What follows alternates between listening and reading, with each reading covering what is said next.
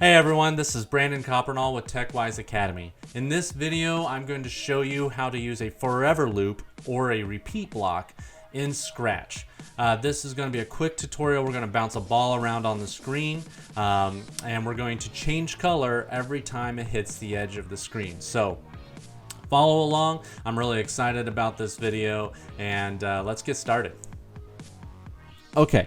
I have some basic foundation things set up for us. I changed the background to a baseball field. I set the sprite to a baseball. I'm a huge baseball fan, and it is baseball season right now at the time of this video, so I'm going to use baseball.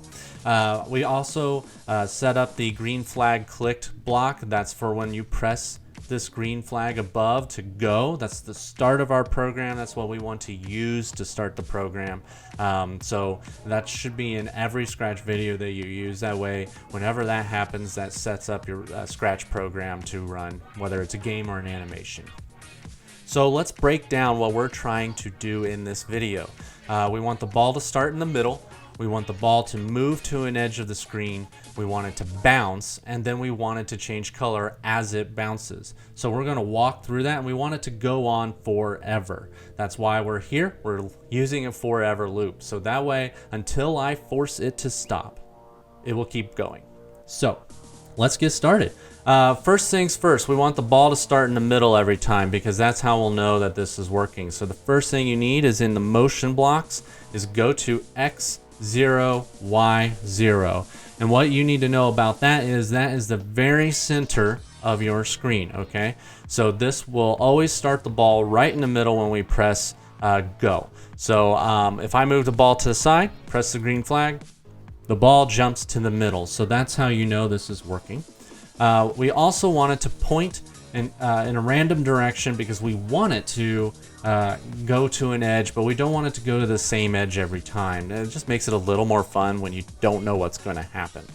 So what you need is still in the motion blocks, point in direction, and you'll see that it's pointing in direction 90. We want the ball to point in any direction within that 360-degree circle. Scratch allows us to do that, so we're going to go ahead and do that now. Scratch starts at -179 all the way to 180 to cover that 360-degree direction. So going to operators, the green block, and then pick random 1 to 10. We're going to drop it in 90. The first number always should be your lower number, and so Scratch does it with -179 as the first number and 180 as the second. This allows us to have the ball to point in anywhere in that 360-degree direction path. But that's enough about setup. We want to get to forever loops. Forever loops are why you're here, so let's do it. So go to control, this orange block here, and it's the third one down, forever. We're going to drag it and we're going to put it at the bottom of our code. Now, a couple things to note here. Forever loops, they run forever. Whether from the start of the game, from the start of maybe an event, from the start of something, it will run forever. So you'll notice at the bottom of the block, there is no little connector piece that you see in the blocks above it. The arrow shows that it is a loop, so it will repeat.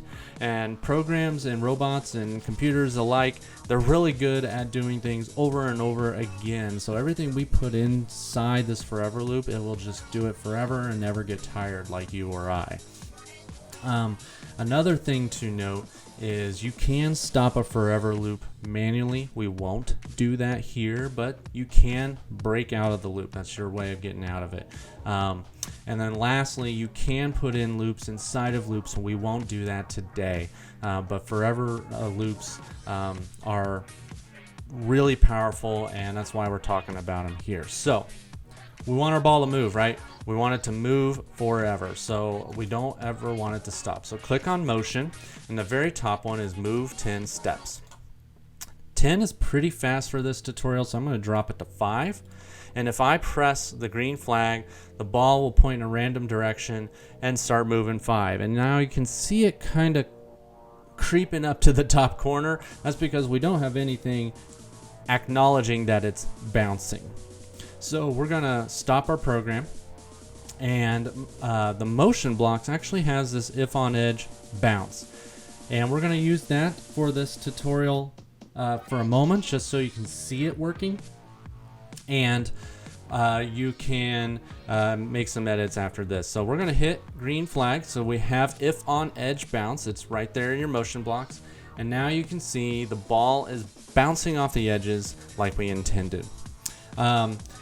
It's really important to note though, how this works in your forever loop is it starts, it moves 5 steps, it checks, hey, if I'm on the edge, bounce, and then it kicks back up and it's moving another 5 steps and it's checking. So only when it hits the edge will that if on edge bounce work. Okay, so it only affects itself. It only happens once in a great while, but the forever loop is always checking to see if this happens. We talked about changing colors. So if you go to looks, this purple blocks, we're going to say change color effect by 50. Now, for those of you that know Scratch, know something about this, you can see that the ball is constantly changing colors. That's why I walked through the steps before. So it's moving 5 steps. It's checking to see if it's on the edge to bounce. If not, or if it is, doesn't matter, it moves to the next line, change color effect by 50. So that's why the ball is flashing, and I'm sorry for that. So I'm going to hit stop because, wow, we only want this ball to change color when it hits the edge. So what we're going to use is an if statement, and it's going to check if you hit the edge. If you're on the edge, then we're going to bounce, and then we're going to change color. And the reason for that is that actually will stop it from changing color all the time.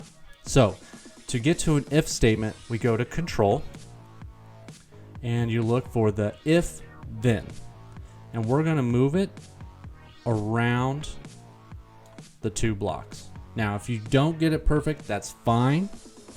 Just make sure it's under the move, and then move the if on edge bounce and change color effect by 50 into the if block.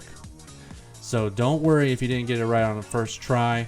I don't always, and that's fine. Now, Scratch has something built in to be able to check for the edge, as you can see here, but there's another way. So go to Sensing, and in the very top, touching mouse pointer. Now we're not worried about mouse pointer, so we're going to click inside the arrow and click edge. And the way this will work now in the forever loop, it will step and it will say moving 5 steps, and it's going to say, hey, am I checking the edge or touching the edge? Sorry. If not, ignore everything inside, move up, move 5 more steps. But if I sense that I'm touching the edge, I'm going to bounce and I'm going to change color effect by 50. This should make our code work the way we intended. So I'm going to hit stop, I'm going to hit go. And as you can see, the ball is changing some weird colors every time it touches the edge. And now our forever loop is complete and our objectives are done. The ball starts in the middle, it goes in a random direction, it moves to the edge. When it hits the edge, it bounces and changes color. So we accomplished our goals for today. I hope this was helpful for using forever loops. Please like or subscribe, hit the bell notification to find out more about Scratch and hear more from our tutorials and our lessons from TechWise Academy. I really enjoyed doing this for you today, and I'll see you next time. Thank you.